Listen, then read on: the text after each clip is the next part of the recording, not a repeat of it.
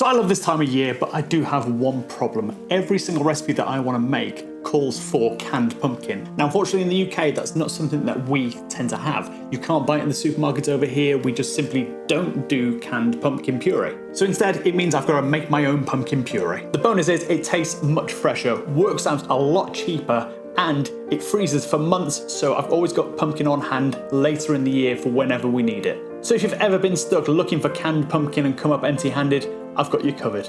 Let me show you how easy it is. Now, safety first. Always use a sharp knife and make sure you've got a steady work surface to work on.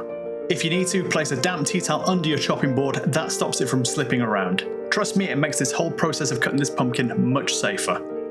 Start with the pumpkin sitting flat on its base so it's steady.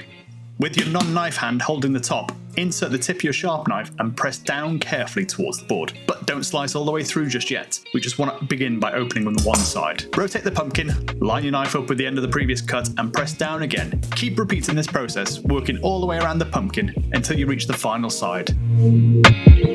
At that point, you can cut all the way through, splitting it cleanly in half. Scoop out the seeds and stringy centre with a spoon. And if you like, you can pop the seeds to one side to roast them later. Place the pumpkin half cut side down on a lined baking tray, and we're going to roast it at 200 degrees Celsius for about 40 to 50 minutes, or until the flesh is fork tender. Once roasted, let the pumpkin cool slightly. The skin should peel away easily, either by hand or, if you need to, a small knife. So we're going to cut the roasted flesh into smaller chunks. This helps it cool quicker, plus helps it fit into your food processor. Give this video a thumbs up if you'd rather be making fresh pumpkin puree than buying it in a can. I'm using a manual food processor here, but electric ones work just as well. Blitz for around 30 seconds, and then check the texture. If it's still a little bit lumpy, just whiz it again until smooth. You should be left with perfectly silky pumpkin puree, ideal for soups, pies, muffins, or about anything else autumnal that you could think of.